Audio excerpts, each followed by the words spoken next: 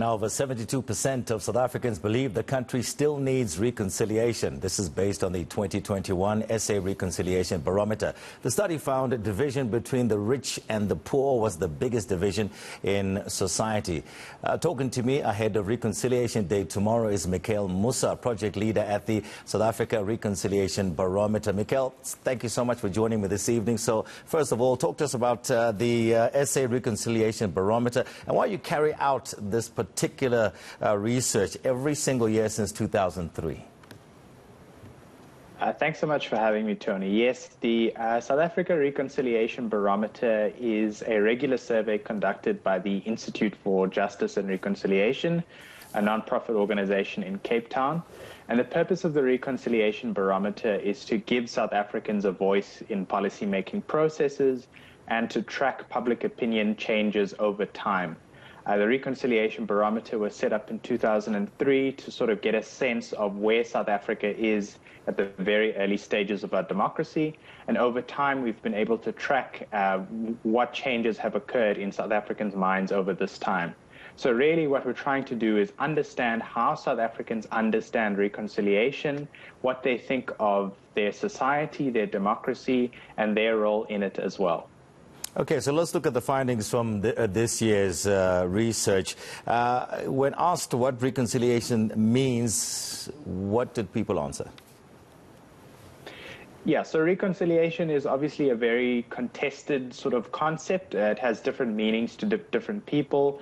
And the Reconciliation Barometer allows South Africans to choose their own definition of reconciliation. So we provide our respondents with a variety of different options and ask them to select which one is most appropriate to the term reconciliation. And what we find quite consistently over time is that a lot of South Africans identify forgiveness, the ideas of forgiving one another, as part of reconciliation, making peace or making amends. These are other common associations with reconciliation. So I think these conceptions of reconciliation come from our experience in the TRC, the National Democratic Process, and transition in the 1990s as well, where there was a sort of greater emphasis on granting amnesty and truth-telling in order to overcome past differences. So for reconciliation and Reconciliation Day tomorrow, South Africans tend to understand it as the process of forgiving and overcoming the past in order to move on. Okay, and you're saying a majority of which was 72% of respondents agree that South Africans still need reconciliation. Explain that to me. Yeah, so I mean, linked to the findings that reconciliation is about sort of overcoming our past, about forgiving past actions and coming together to form a more positive, united identity. The finding that we find in our 2021 Reconciliation Barometer that 72% of respondents agree with the statement that South Africans still need reconciliation suggests that there is a sort of quite a strong public appetite for dealing with the past more substantively, greater emphasis on truth-telling, on uncovering what actually happened over the last few decades in South Africa, and also accounting for that as well, making amends, whether it be through restitution or more symbolic gestures as well. I think it also speaks to the fact that many people are perhaps unsatisfied with the state of our democratic society, where a lot of the issues of the past have not been adequately dealt with. So this is really what we're seeing in the strong levels of agreement that reconciliation is still needed. It's taking on a dimension where socioeconomic issues are also becoming more and more important. Mikhael, I would assume that inequality is a major impediment to reconciliation. Yes, that's exactly it. We also ask our respondents, what do you think is the greatest division in society?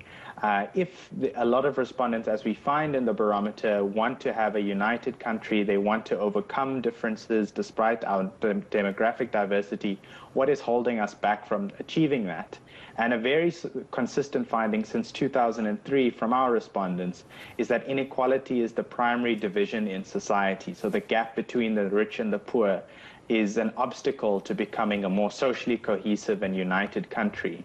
Of course, differences between South Africans of different race groups are also seen as a major division in society, but I think this also speaks to the close relationship between race and class identities in South Africa, where there's a very large and substantial difference between the have and the have-nots.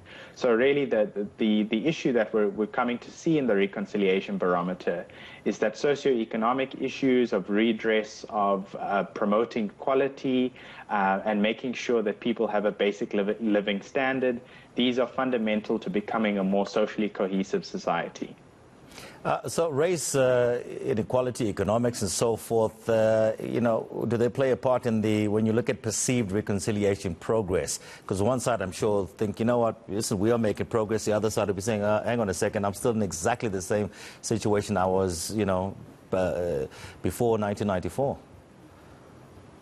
Yeah, so there are some differences depending on where you are on the spectrum. So those who are more well off, those who have less experience of poverty, for example, people who are employed with high levels of education, they tend to see inequality as slightly less of a problem than those who are on the poorest levels of society, those who struggle for access to work or cash income, for example. But generally speaking, we do find that inequality is identified as a major obstacle by all of our respondents across various demographics. So it's something that both rich and poor South Africans have identified as a problem.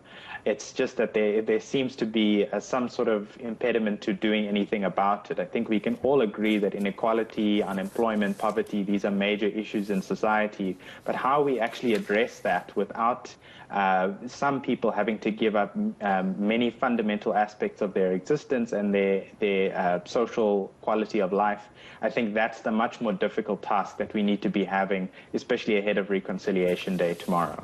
So just lastly, heading into Reconciliation Day tomorrow, what's a positive takeaway here from since 2003? Yeah, so one of the more positive findings from the Reconciliation Barometer is that despite all of our demographic differences, the violent past that South Africa has of exclusion and segregation, we find that many South Africans are actually very positive about the state of their country in terms of they believe that they have a strong national identity, they see themselves as part of a united political community, and they also believe that South Africa can become a more united and prosperous nation with all of our demographic diversity together.